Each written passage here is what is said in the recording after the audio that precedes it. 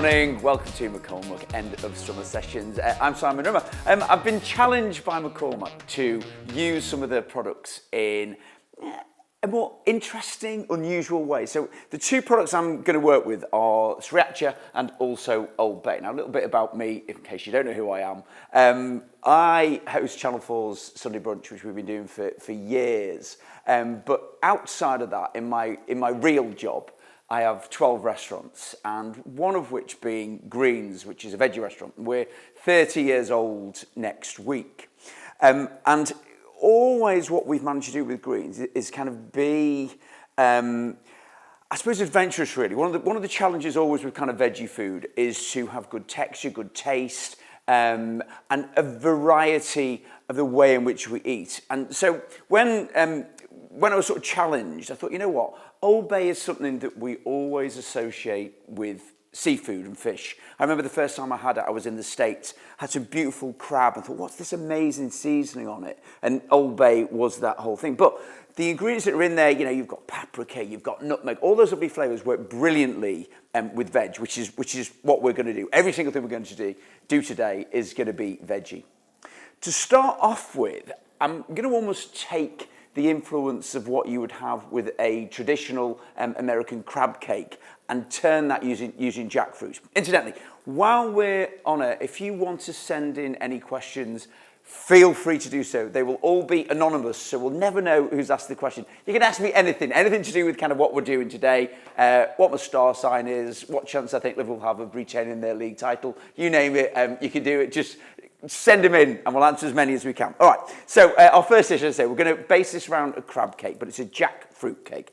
So what we've got in the pan, we've caramelised some onion and some garlic, just really nice and slow. And I think that the key with pretty much most of the things that we're doing today is about slowing it down. I always feel when you're working with things like spices and seasonings, then slowing it down so you get to cook them out, so you get some really kind of good flavour on them, really kind of works brilliantly well. So we've cooked these out 15 to 20 minutes or so.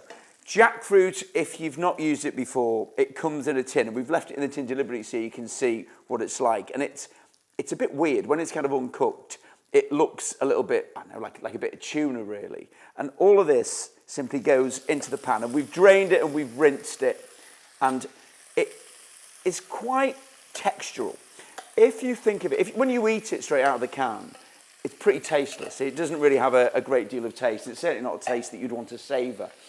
But I suppose, like many base ingredients, the joy of it is that it will take on flavour magnificently, which is why it's ideal for what we're doing. So we've got a couple of cans of that go into there, and we never really get the heat up high on this, and it's about patience.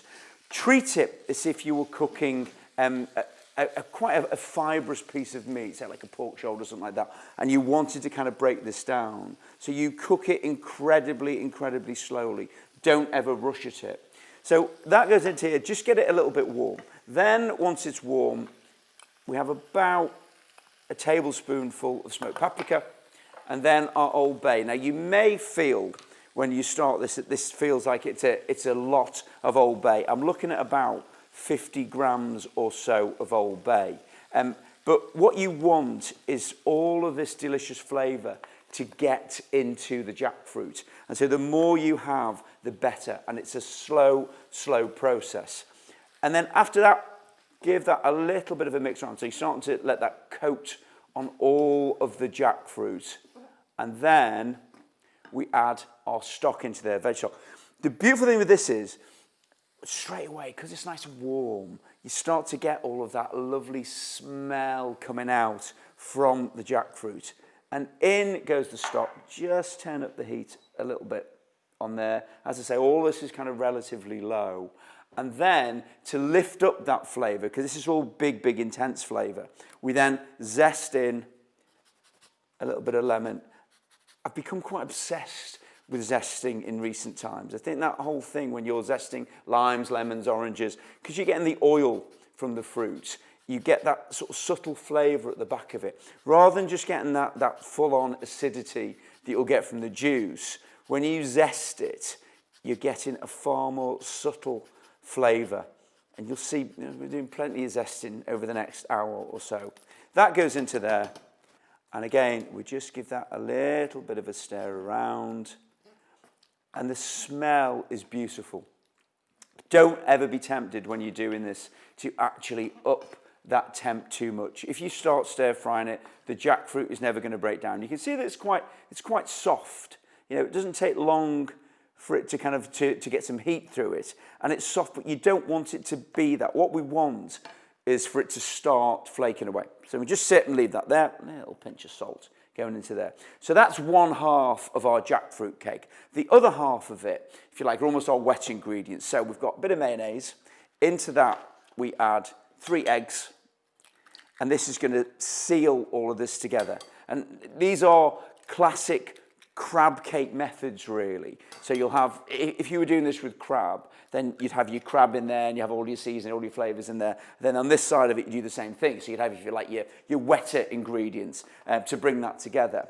We then add a good glug of Frank's hot sauce into there. And we add a couple of spoonfuls of Dijon mustard. So if you think what we've got flavour-wise, there's almost 2 halves on the flavour as well. On one half of it, we've got the steep flavour. We've got the jackfruit, we've got the Old Bay, we've got the smoked paprika, lifted a little bit by the lemon zest. So that's, if you like, the heavy side of it. And then to balance that out, the light side of it, where we've got our Dijon and we've got our hot sauce and we've got our mayo. We then add some panko breadcrumbs go into there and some crushed cream crackers. This is where I always sort of think it gets kind of quite interesting. So what we get is one half of it is dry, one half of it is wet. But by adding the crackers, I think it would dry it out, but then it makes it kind of nice and wet. Oh, we've got some questions coming in. Could you, with some swap outs, make this dish fully vegan? Yes, you could. You have to be careful with it. What the eggs do in this is they bind it. I mean, obviously you could substitute the egg mayonnaise for vegan mayo. That would be absolutely fine. But the eggs do bind it together. What you may find is you just have to be a bit more careful. You'll see when we start to fry them that they hold together pretty well. Without the egg in them, you just might need to be a little bit more careful. But yes, it will absolutely work. So you can see on this side of it, what we get is the mayo and the eggs and the breadcrumbs. And it's fairly dryish, if you like, but nice and moist. So if you imagine after about 40 minutes or so, and you've got to take your time with it. I'm saying 40 minutes. What you want to do is do this by eye. So when you can break this down, I mean, there's a rule when you cook things like kind of brisket and slow cooked bits of meat, that it should be spoon breakable. So it should be, when you get to the point where you can literally kind of just press the jackfruit with the back of a metal spoon and it will fall apart, that's when it's right. So if that takes you 40 minutes, it's 40 minutes. If it takes you an hour and 10, do it an hour and 10. Do it by the way in which the product is behaving rather than sort of just on a time basis. Because equally, your cooker might be different to mine, etc., etc., etc. So once that all comes together, that will be broken down, then we've got that. You mix the two of these things together. And this is when it gets very interesting. And then refrigerate it. Let all of it come together. And then we'll end up with... This is my glamorous assistant, Claire, by the way. You will see Claire in the background kind of clearing things away. And she actually works with me on Sunday Brunch and, in fact, on everything that I do. So if this goes really, really well, it's all down to me. If this goes disastrously wrong, then it's all Claire's fault. Just so we're clear on that.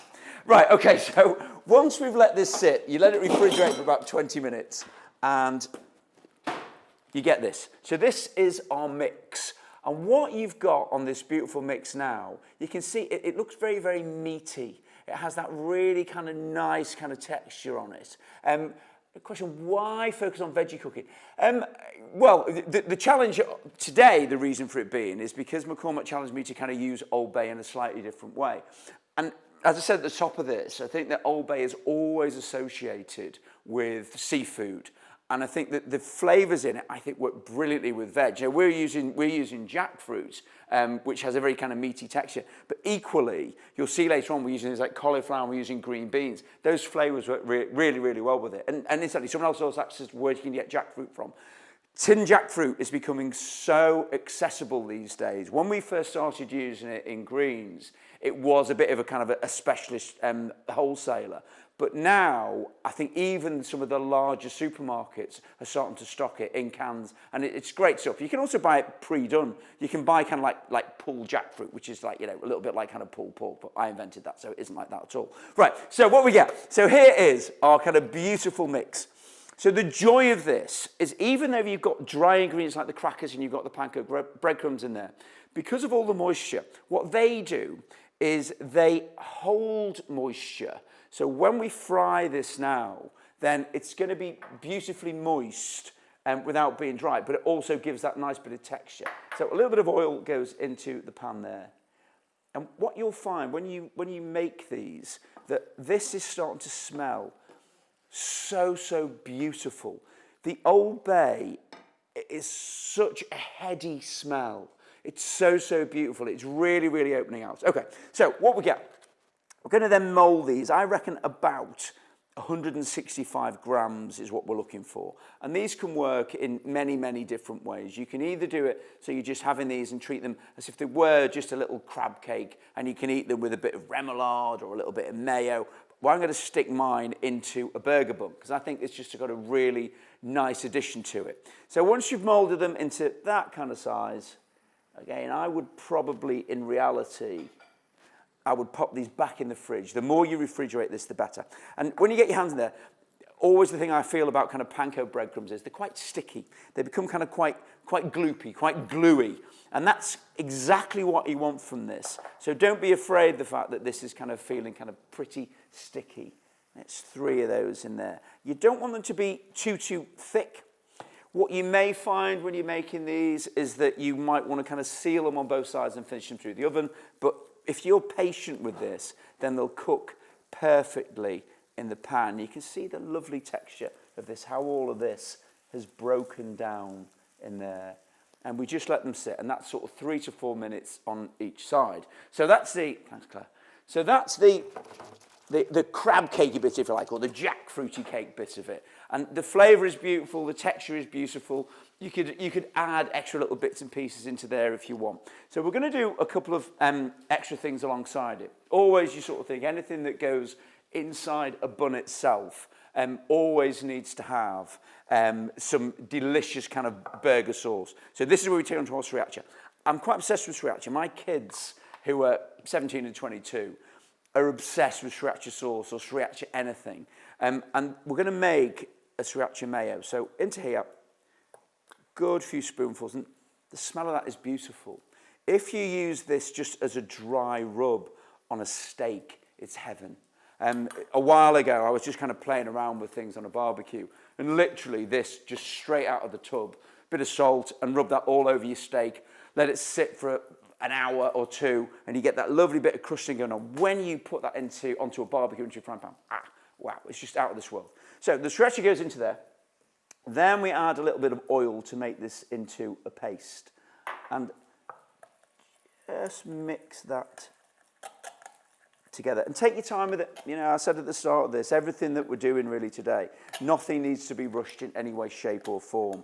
It's all about sort of taking your time so you get the best out of the flavour. I think a lot of the time, whenever we kind of do things that are dry, i.e. we're using kind of any kind of herbs and spices, we'll chase them. You know, you'll cook them out. And you know yourself, if you've made, say, something as simple as a curry, when you're just using curry powder in something, if you don't cook that out long enough, then what happens is you get that slightly bitter, powdery texture at the end. Right, onto these beautiful, oh, that's nice. They can have a couple of minutes more. I want a little bit of colour on there. I don't want them to burn, but I do want to have a little bit of colour, a little bit of crispiness on there. So once you've got this paste in there, all we're going to do with that is we chuck all of that into our mayo. And again, coming back to the vegan question at the start of today, you could do this equally well with vegan mayonnaise. You know, there's some great vegan mayos on the market at the moment. And again, we're going zesting, so we get both the juice and the zest in this mayonnaise. And that again is gonna work so well with our jackfruit. You know, because we're basing this around a crab cake principle, then all of these flavors you sort of think you would do a Sriracha mayo with kind of loads of lemon on a crab cake. So it's exactly the same thing. Question is, why do I think Sriracha is so popular? I think we love spices. You know, I just always think that how many times yourself do you sort of turn to something spicy? If you cook something that's a little bit dull, you like that little bit of spice. But the Sriracha, because you've got a good kind of garlic content in there, I think it's a bit of a cure-all, really. You know, if you put a bit of Sriracha just in some mashed potato, it makes for a heavenly addition into it. So we've got the zest of the lemon in there. We've got the Sriracha paste. Squeeze in some lemon juice into there. And I want plenty of lemon into this. Again, always when you cook, you know, it's always about the thing about kind of getting balance. So rather than just contenting yourself with the heavy end of it, which is fine, I just think getting some beautiful zingy lemon juice into this gives it a little bit of a lighter feel. And equally opens out the Sriracha a little bit. So rather than it just being sort of quite a heavy flavour, you get that little bit of lightness in there, which is a really nice thing to have. Right, it must be time to flip these over now because they are smelling quite divine. Look at that, beautiful. That's exactly what we want. So you've got that nice little bit of colour on there, and also they've crisped up. Again, coming back to it, we've got things like the panko, and we've got the cream crackers in there. So they are going to work incredibly well. Have you stolen my spoons, clever, aren't they?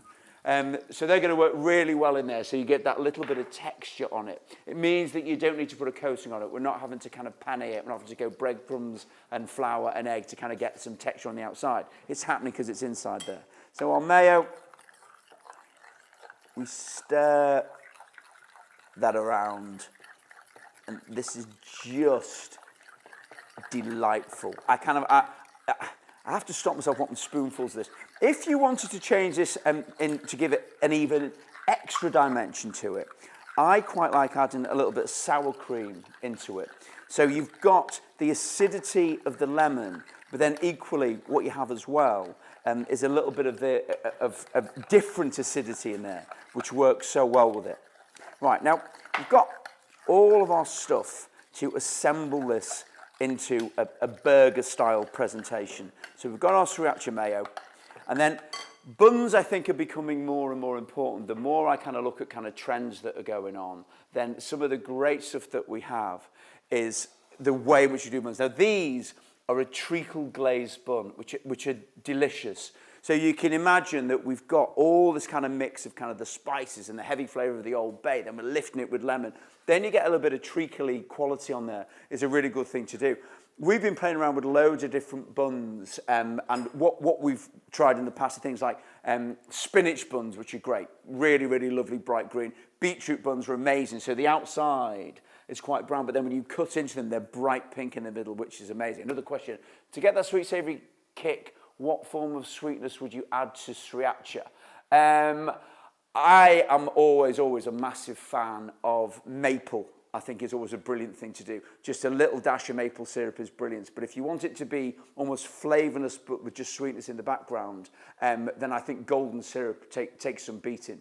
Right, so we've got our mayonnaise. Now, something else that we've made, I've become quite obsessed with these. I got sent a while ago a jar of chili pickled pineapple, and I am absolutely hooked. I'm eating them straight out of the fridge as a snack. So what we've done for this, just making a normal kind of pickle. I mean, we're making a pickle later on with some cauliflower. So you've got water, you've got sugar, you've got some bay, you've got some peppercorns in there. Then we put in some jalapenos, and we put some pineapple out of the tin. This, on top of our little jackfruit cakes, is just heaven. It gives a real kind of, oh, what's that? You know, all the time when you sort of think about the way in which we behave, anything that's kind of burger, anything that's served in a bun, you want something new on there. You know, you think of the toppings that go on there. And this does exactly that. It just gives a zip that you would not believe. And if you get hold of these, or if you fancy making them, then you will never stop making it. Incidentally, all the recipes today you will get, and you're also going to get some samples of everyone that is kind of watching. So thank you for that. Right, assembly time. We have Sriracha mayo. Always, I think, when we're going to load up a burger, remember that you want every mouthful to be magnificent. So for that to be the case, don't do that thing of not taking it to the edge. So always, always go to the edge. I want it to ooze. I want it to squirt out. I want it to be messy. I don't think any decent burger presentation in any way, shape or form, whether it be meat, whether it be veggie, whether it be fish, it should never be a first date meal because it should cause havoc to your clothing. Otherwise, it's not right. And also, I always want, well, look, I missed a bit there. I'm not practicing what I preach. And then equally, what you want as well is that the top and the bottom has whatever burger sauce you do. So we've got some good power in here. We've got some really, really great flavours. Right, next question. What's your best-selling dish at Greens currently, and how has it changed over time? That's a great question. We have had a dish on at Greens that's been on the menu for about 25 years, which people bizarrely refer to as the duck. And it's an oyster mushroom dish. And what it is, we shred oyster mushrooms and then we coat them in a mix of flour and Chinese 5-spice, and they're deep fried, and we serve it as if it were crispy duck, so with pancakes and with plum sauce and with cucumber and with spring onions. It has never stopped being a bestseller. I genuinely believe if we ever took it off the menu, there'd be riots on the leafy suburbs of West Didsbury. Right, our little cakes are done. Just give those a quick drain. I'm telling you, the smell of these is just out of this world. It's so, so delicious. Right, so we have our base with our Sriracha mayo. Then we're going to add a little bit of tomato. Will sit on there. Now, another thing to make your presentation better, I always think, we tend to forget to season it. You know what I mean? When you're kind of sticking a tomato onto your burger bun, we never season it, and tomatoes are not the most exciting flavour an awful lot of the time. Then we have a little piece of little gem.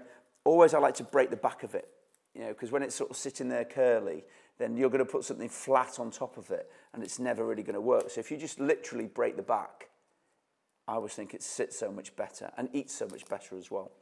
And then we sit our jackfruit cake on the top. And we've got some great flavours in here. You know, if you think about the way in which we eat, these are really, really nice flavours, and they're a simple process to make. And then some of this amazing chili pickled pineapple. Oh my word, that is just glorious.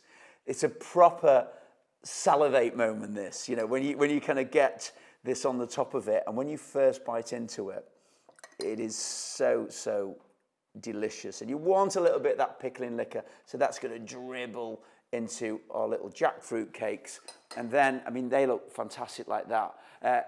Looks like you've a more helpful sous chef there than Lovejoy.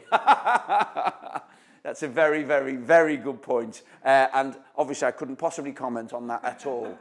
Right, okay, so what we do then, we've got our Sriracha, we sit that on the top.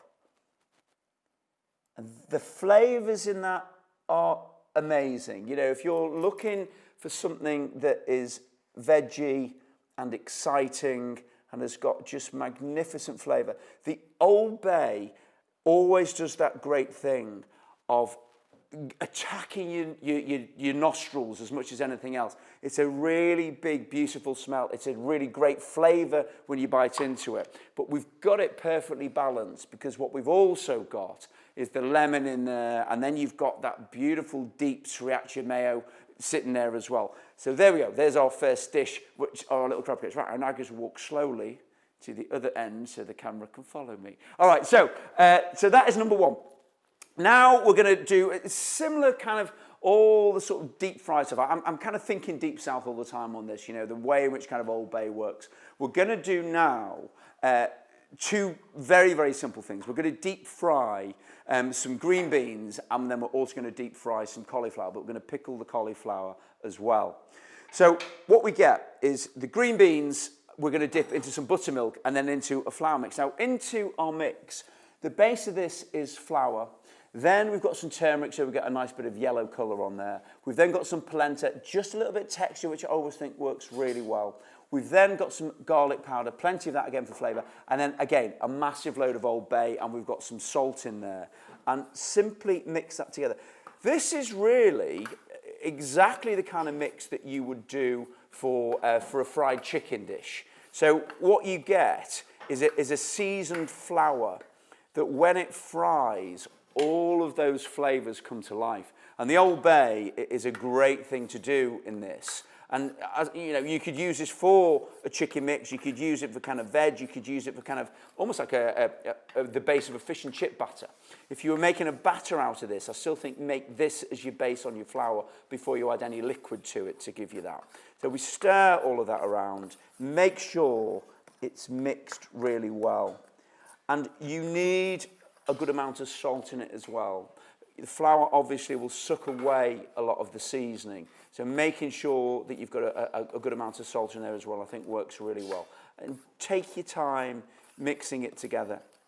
And I think if you're going to do this in any great quantities, obviously you can make up large batches of the flour mix and just store it in something airtight so you've got it around. And the smell, again, I always say that whole thing about Old Bay is the smell comes out beautifully. It's a real kind of excitement for the nostrils. You know, you kind of never forget that first time when you smell it, when you eat it, you think, what is that amazing combination of flavours? And it just works so beautifully. Right, so our beans are completely raw.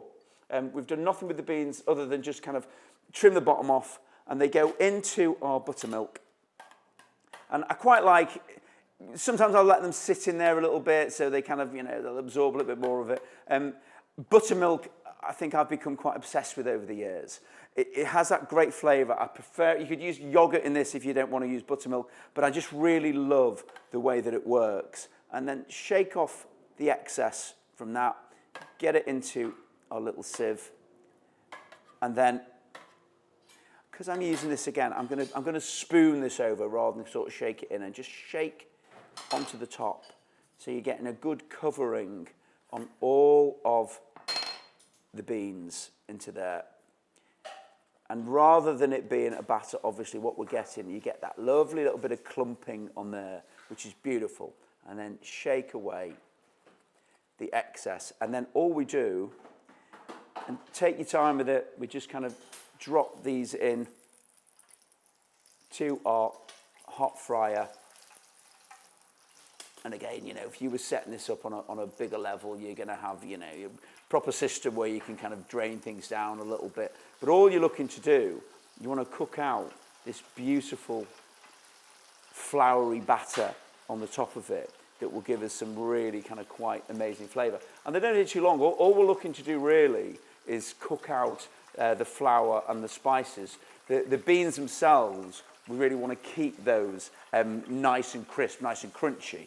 So then, whilst that is cooking, then we're going to make the first of our dipping sauces. Now, I do a lot of stuff with dipping sauces. I kind of, oh, look at those already. They really don't take long, and that's exactly what you're looking for. You're looking for that delicious crumbing on the top there, and you're frying the beans and just giving them a little bit of a shake. I think a lot about dipping sauces all the time, and one of the sort of styles of dipping sauce that I've become quite obsessed with in recent times is Korean. That whole market seems as if it's really, really exploding, and this has been one of the big reasons why. So this is gochujang paste, which is a Korean chili paste, and you can get many, many different types of it. But one of the nice things about it is that it's got enough heat in it, but it's a very rounded taste, and it works well with other flavours as well. Rather than say like a lot of kind of chili sauces that sit just as chili, this sits so beautifully as being a really sort of quite slightly sweet, delicious flavour. Now, our little beans, once they've got, just a little minute more, once you've got a little bit of crispiness on there, then they can come out of there. And all we do to make our sauce, so we literally put into the pan our gochujang paste, we put in tomato ketchup, always one of the greatest ingredients when you have a barbecue sauce. We have some soy in there. We put in some brown sugar into there, so again, you've got that balance. And then, thank you, and then we grate in some ginger, and you want as much of this as you like, really. And this just gives a bit of freshness to it. You think what we've got there, everything, if you like, is sort of processed. This gives a bit of fresh and a bit of zip, and I love that flavour of ginger. And then we grate in a little bit of garlic into there as well. And once that's in, then all we do is we just warm this. You don't need to kind of have it particularly hot. We want that one. So you don't want this to be too hot. You know, I said right away, this is going to be kind of one of those things that everything we're doing today is sort of relatively slowly cooked. What world cuisines apart from Korean do you think are becoming popular? Wow, that's a really good question. I think there's a lot of Vietnamese stuff that's happening at the moment. Korean, I think, has absolutely exploded. I think there's a second wave of love for Mexican cuisine, but sort of more modern Mexican cuisine. So rather than it all being kind of beans and heavy flavours, I think what we're getting is some of the sort of the lovely kind of rich, slow-cooked stuff from Mexicans with kind of great spices in there. I mean, everyone loves avocado, so I think anything that's kind of avocado-based, and there's a lot of it in Mexican cuisine, then that works incredibly well. So I think those are working well. And look at those. Those are so delicious. So just put them there, a little bit of salt, just to drain them slightly. And then once they're done, then we'll pop those onto there for our little portion. But you imagine, I mean, you know, we're serving these on a plate. You could imagine, I want these as a snack. You know, I almost want them in a little pot with some different dipping sauces. So you could have them with something that was light. You could have it with something that was heavy. So, you know, we're going to run on a couple of different ones. Right, let's get you turned up a little bit.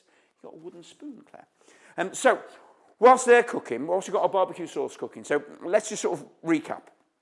So we've got our little jackfruit cakes, and then we also made the Sriracha Mayo, which we're also going to use as one of our dipping sauces. Then we're going to make our barbecue sauce. Now again, the flavour of this is beautiful.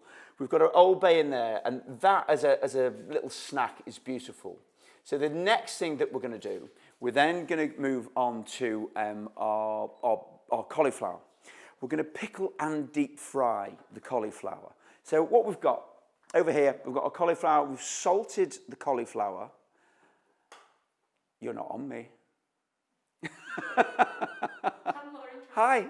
I know Claire is more attractive than me, and it is always that temptation to kind of to follow Claire rather than me. But my fragile ego is being battered already this morning. You know, that Claire is getting far more questions, far more kind of interest. She's been asked out on kind of 4 dates already. Meanwhile, the cameras can't even be bothered to kind of follow me as I move around to kind of do all the cooking. But hey, nothing changes in my world. Right, so our cauliflower, we're gonna do something that's kind of really, I think, is really kind of quite interesting. Cauliflower is one of my favourite ingredients. I mean, if you're going to cook it, I think the days of when I was a kid, then you would kind of boil cauliflower for hours until it fell apart and was green. Now, I think roasting cauliflower is one of the nicest things that you can do. Marinating cauliflower is fantastic, and pickling it, which is what we're going to do, is something that I really, really love. So what we've done, we've taken the florets of the cauliflower and we've just salted them, and that just draws out a little bit of moisture and therefore intensifies the flavour a little bit. And just have a little check on our sauce. Now, the joy of this barbecue sauce is it does not take long at all. Literally all I'm looking to do is just get to the point where the sugar has dissolved and all of those flavours come together in there. So we salt the cauliflower, that comes out, and that's kind of beautiful. Then we make a pickle. So what we have in the pickle, in here we've got some rice wine vinegar. We add to that some water, and we're going to do a nice sweet pickle on this, and then a load of sugar. And the sugar really should be, so the combination weight of the vinegar and the water, which is about 500 ml, then you have 500 grams of sugar. I never like to use just vinegar and sugar when I'm making a pickle. I think you need to let that vinegar down with water. It's too intense otherwise. Right, my little barbecue sauce, I am happy with. So all of that smells absolutely amazing. And then we simply tip that into there. So that is our second dip. So our 2 dips that we've got to go with our cauliflower and with our beans. So we've got the Sriracha Mayo, and then we've got the Korean barbecue sauce. So we've got some really nice little different parts of the world. Right. So the sugar and the vinegar go into there, and then we come on. And then we bring this to the boil. Into there, other ingredients that we add to it. We add some turmeric so we get some nice yellow. I want the cauliflower to have a good colour to it. We add some salt in there. That's going to bring out the flavour, obviously. A bay leaf, just that little bit of herbaceous nature to it, I think is a really, really nice thing to have. And it's one of those things, the bay leaf, I think, is always an ingredient where people tend to think that it actually doesn't have any flavour. But when you add it, it's a background one. You know, I think it's a really nice background flavour to it. And then into there, yes, obviously, yet more zesting. This time we're going lime to go with our collie. And we give all of that a good old zest. And use it all. You know, you want to really take your time with it so you're getting all of this beautiful lime oil that comes out into it. And I think that the pickling thing is brilliant, but I've started doing two things when I sort of do things like pickled cauliflower. I'll either fry it after I've pickled it, which is a really nice thing to do, or I will kind of, or I'll coat it that way on, and then I'll deep fry it, or you can equally char it. All of it kind of works really, really well. It just takes it to a different dimension. If you've sort of been to places where they've had deep fried pickles, then you know how tasty they are. You know, you've got some batter on them, and then you get that pickle coming into it. That's the principle, really, that we're working on with this one. So we squeeze the lime into there, and then this we bring up to the boil.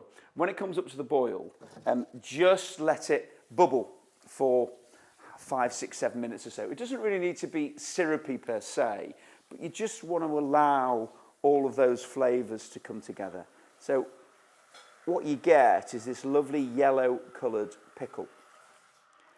And once you've got to that, let's imagine that we've got to the point where the pickle is at the right temperature, the pickle is now kind of boiled down, so it's a little bit thicker. We'll then take it off the heat and let it go cold. Because I don't want to cook the collie, I only want to pickle the collie. So once this comes off the heat and it goes cold, then what we do is we pop all of our cauliflower into there and then leave it for minimum 24 hours, really. The longer you can leave it, you're going to get more flavour, you're going to get more colour, you're going to get some really, really nice stuff going on there. So what we end up with is this beautiful cauliflower pickle. So we get these lovely florets into here. And again, just as a snack, this is amazing. You know, we've done the pickled pineapple today, which is beautiful, and then, you know, also doing pickled collie is beautiful. And look at the colour on that. Now, this was made on Monday, Claire. Yeah. So this was Monday. So, you know, this has had a good kind of couple of days, and the colour and the flavour and the smell of it is absolutely beautiful. It's a really, really nice smelling pickle, and as I say, quite a sweet pickle, which is beautiful. So we just drain off the excess moisture onto there, and that on its own is absolutely beautiful. And we just do exactly the same as we did before with the beans. We just pop our collie into the buttermilk. So already, I think when you're having snacks like this, what you're looking for is what is it that's going to kind of get me excited? What is it that's going to get me salivating? And that is the joy when you have things that are pickled. You know, straight away, you get that acidity, you get that anticipation of what's going to happen in your mouth. You know it's going to be really, really good flavour. Coming back to the whole thing about kind of, you know, the plant-based diet thing is becoming more and more important. You could make this vegan. You could actually dip this just straight into the flour mix, which is great, or you could actually dip this into a little bit of vegan mayo, which would be good. Why should chefs have some more veggie vegan options? It's a good question. If you look at the figures, then you'll see that the world is changing, that more and more people worldwide are turning to veggie and vegan options. I think what used to be, when we opened Greens 30 years ago, what happened with Greens is it felt that vegetarian food, when we opened, was almost based on what you couldn't eat. It never felt like it was a celebration of food back then. Can't eat that, can't eat that, can't eat that. And we always had the principle, because I'm not a vegetarian, we always worked on the principle that just because you eat vegetarian food, you don't have to be a vegetarian to do it. And it should be a celebration of ingredients. But the world now is looking at it and saying it's better for the environment, it's good for the economy, it's good for your system. It's just an alternative way of doing it. And I think that any chefs these days who are still treating kind of vegetarian vegan food as an afterthought. And let's face it, there's a lot of restaurants historically that would always do that, that you do all the main thing, oh, we haven't got any veggie on. I tell you what, let's do a mushroom risotto, or let's do a veggie lasagna. And that word veggie, I think, should never exist on a menu anymore. I think it should be a celebration of things. So if you were going to do a lasagna, then you should be doing a butternut squash, sage, and edamame bean lasagna, rather than just doing generic veggie. I think that's one of the big changes as well. We have great ingredients. We're very fortunate that you cook vegetables with respect. It's an amazing thing to do. Of course, one of the challenges is that it's very labor intensive. I always sort of say that if you get in a restaurant, if you get a beautiful piece of 28-day aged steak that has been hung, all you need to do is season it, put it in a pan, your job is done. You can't do that with an aubergine. You have to kind of put a bit more work in, and we find that at Greens, that it's a scramble in the morning when all the kind of stuff comes in. I love seeing it. It still excites me now. When our deliveries come in the back, all of my team are there waiting to kind of, right, okay, I need the aubergines, I need the cauliflower and this. And it's really exciting to see a massive load of raw ingredients of vegetables. By the end of the day, all of them have gone, they've all been turned into something else. And that's what's so nice about it. Right, so we it's gone into the buttermilk. We then go into our Old Bay flour seasoning. And this is gorgeous. This is honestly a really great thing to do. You're going to get that lovely kind of bitterness of the pickle in the middle when they come out of the fryer, but the front of it is you get this lovely, crispy, delicious, floury coating that sits on there. And again, because you still want this to be crunchy and raw in the middle, you're not trying to cook anything. You're trying to heat it up. That's all that you're doing. Whenever you do anything with flour, obviously, just be careful that you don't end up with kind of too much of it on. Whilst this is cooking out, sometimes you get, particularly in something like a collie where you've got lots of little nooks and crannies, then you don't want it to kind of be sitting there so it all kind of, gets a bit kind of claggy, for want of a better expression. And then the final thing that I want to talk about while that's frying is our final dipping sauce. So the final dipping sauce that we're doing is a Katsu one. I'm sort of thinking about all of the kind of flavours that we have. And Katsu has become so popular. I remember the first time that I had it, and this sounds disparaging, and I don't mean it to at all. It reminded me of chippy curry sauce when I was a kid. That had that nice amount of spice to it, but wasn't too spicy. It's a proper comfort feeling, I think, Katsu.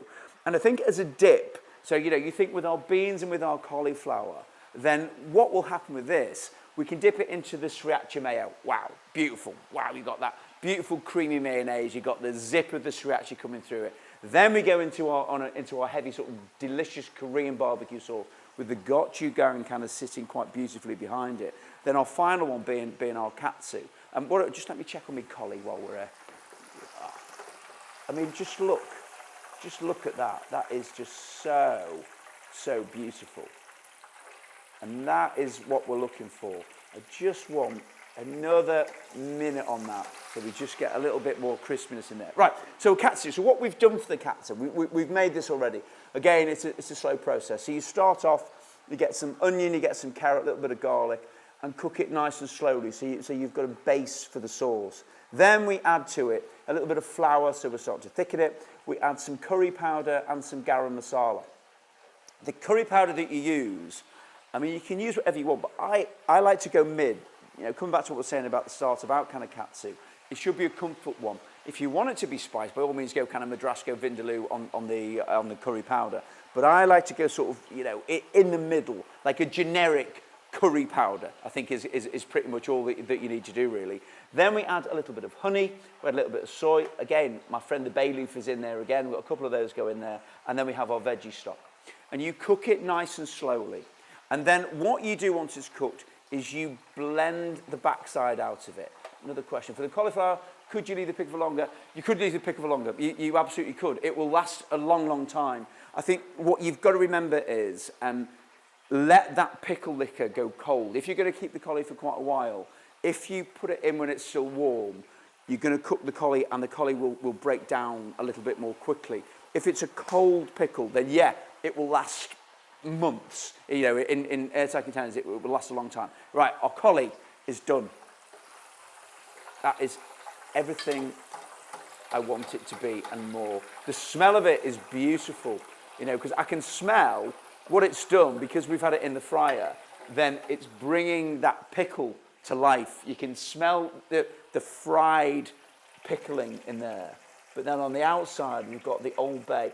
And look as well, you can see the little bits of polenta in there, which just give another lovely little bit of texture, which is just beautiful. I am properly salivating with that on the plate as well. And again, you know, I'm looking at these as being a snack. It's a bar snack. It's a takeaway snack. It's an additional thing to kind of add to kind of what people will spend. That looks so nice. That looks absolutely out of this world. Stop looking at Claire.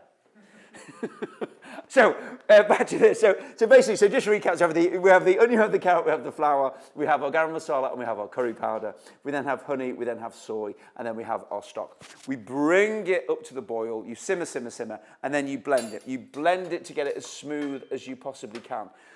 Having said that, I still like it to have a little bit of texture. I think that when it has just that tiny little bit of texture, as you scoop in with your cauliflower or with your beans, then you get great flavour. And the smell of that is absolutely delicious. So when we look at our 3 dips, then what we've got here are some really kind of beautiful flavours. The Sriracha and the gochujang barbecue Korean sauce, and then we've got our Katsu dip. All of those are kind of quite amazing. They work magnificently with our beans, which look just superb. The cauliflower is, I mean, let's just cut one of these open so you can see. So what you get is that. I mean, that is beauty, isn't it? You know, that is absolutely glorious. You look at that lovely little crispy, floury edge on it. Then you've got that bright yellow of the pickle coming through to the white stem of the cauliflower. I mean, that is heavenly. It's so delicious. When did I first start using Old Bay? Well, of course, when I first tasted Old Bay, which is over 20 years ago, definitely, then it wasn't as easy to get hold of in the UK. And I remember going to the States and bringing some back with me and just getting absolutely excited by it. And I've never lost that desire. It's always been one of my favourite seasoning mixes. What's the worst service you've had as a chef and what made it so bad? Wow, where do I start? I think always the hardest ones are when you open up a new site because things aren't quite right and you're kind of twisting around. But I think the worst service that I've had is that the extraction system stopped working properly. It was working enough to just kind of sort of go, but it wasn't really kind of taking out all of the steam. And it was a summer's day, and it was absolutely vile. I think it was the day when every single one of us in the kitchen, we all fell out with each other. We all hated it. But of course, always the great thing about kind of like, you know, when you're in service, when that service ends and you've cleaned down and you sit down and someone hands you a very cold beer, everything's forgotten, all in the heat of the moment. But that was absolutely awful, absolutely terrible. Right, so we are just about there. So just to recap on what we've done today. So we started off with the beautiful kind of jackfruit. I mean, look at those. They are holding up so well. They look beautiful. That pickled pineapple on the top of them is out of this world. And think about things. If you're doing anything that is kind of in a bun, anything that is burger in terms of some kind of pate of any description, think about the kind of bread that you're using, because I think that's becoming a very, very important part of it. I've mentioned kind of doing spinach buns, doing beetroot buns. These are treacle glazed, so just look at the way you can do it. There's lots of kind of great vegan opportunities as well on buns these days, and that mix of flavours. Then we did our beautiful beans and our cauliflower, both using that fantastic Old Bay mix. So you've got crunch. These are amazing snacks to have. Just a mouthful of those on their own is kind of beautiful. But then to enhance them, playing around with what you can do with dip. So aside from kind of, you know, your normal kind of ketchup and chili sauce and whatever, we've pushed it a little bit more. So the Sriracha Mayo with that little bit of lemon behind it just lifts it so beautifully. Then the Korean one. I think that's an incredibly important dip these days. I think that Korean end of the barbecue market, we've had barbecue dips for a long, long time, but that Korean end of it, because you've got that spice in there and everybody loves a bit of spice, works so well. Then the Katsu, which is a proper comfort one, works incredibly well. So those are our dishes. Right, more questions. Do we have more? We do have more questions. Would the jackfruit burgers hold together on the barbecue? I think you're better off in a pan, to be perfectly honest. I think that you can just about do it, but I think it depends on, you think of the width of grates on a barbecue. I think that I would always say you're better off in a frying pan, definitely. Do I think Jackfruit could go full on mainstream? I do. I think that if you look at the way that the desire to have plant-based products goes, the reason I like it is because it isn't processed. One of the things that drives me a little bit mad at the moment with kind of modern kind of vegan food is a lot of it is very processed. I've never been a big fan of sort of meat substitutes per se. And I think that when you have something like jackfruit, you're using an ingredient, albeit tinned, but you're using an ingredient to turn it into something else. And I think that that will become more and more important. So I think it can do. Whether it will, maybe in 2 years' time, we'll sort of see whether when all of a sudden it becomes as, you know, when you're going to do your supermarket shop, you pick up your can of jackfruit in the same way you pick up a tin of beans. Who knows? But it would be nice if it did. And next one, when cooking with aubergines, how can you ensure they don't get too greasy? Well, you can't. I mean, you can, probably the best way to do it, because remember what you want, the problem with an aubergine is if you don't cook it for long enough, then it tastes like a bitter sponge. So you've got to cook it out. I think griddling them is probably the best way to keep them dryish, if you like. So you can have a really small amount of oil, plenty of salt, and griddle them, but making sure when you griddle them that you're really getting some good char lines on them, because that is going to cook them through. But that does tend to sort of stop them being too greasy. What advice would you give chefs and operators for coping post-lockdown? Yeah, this is the big one, isn't it? I think that the world has undoubtedly changed. I mean, I have 12 restaurants, and they are all operating with varying degrees of success. I think that there's a reinvention of what we're doing, and things that we're doing, and we're not unique in this at all, is we're being very efficient. I think every single site, we've reduced the size of the menu. So by reducing that size of the menu, it means that we have less tasks to do, we have less waste, and we become more efficient. And I think looking at necessary and unnecessary parts of your menu, I think is probably the key to it, really. And obviously the thing that we're trying desperately to do is safeguard as many jobs as we possibly can. And my favourite kitchen gadget and worst kitchen gadget. Favourite kitchen gadget I bought years ago in Thailand. I bought a massive big mortar and pestle that I carried back in my hand luggage, which weighed an absolute ton. And I still love it. It smells amazing because I'll sort of grind loads and loads of spice in it. Love that. Worst kitchen gadget. I haven't got one, but someone else in our household might do, which is a bread maker. Awful, dreadful things. Don't ever buy them. And when is the best time to sauce carb? Chard? Crab. Oh, it says carb. What? I'm so sorry. I mean, you can always get crab. What you need to do is follow the seasons and follow where you kind of get it from, really. You know, what you want is to be as local as you possibly can. But it depends what you're using it for. I think if you use something like crab cakes, I always like to use fresh crab, definitely. But if you can't get it, then I think that the processed crab is still kind of pretty decent. And will the barbecue era ever end, or is it here to stay? I don't think barbecues will ever end. I think for many reasons. One, I think that particularly cooking on wood, that smell is out of this world. But I think the other thing that we love more and more is we like being outside. And there's something about cooking outside that is delicious. There's nothing better than being outside and having like a really kind of great barbecue. It's an incredibly social event. It will never ever go away. And what trends do I see coming in Indian and curry cuisine? Now, see, I always struggle with this because I'm pretty old school.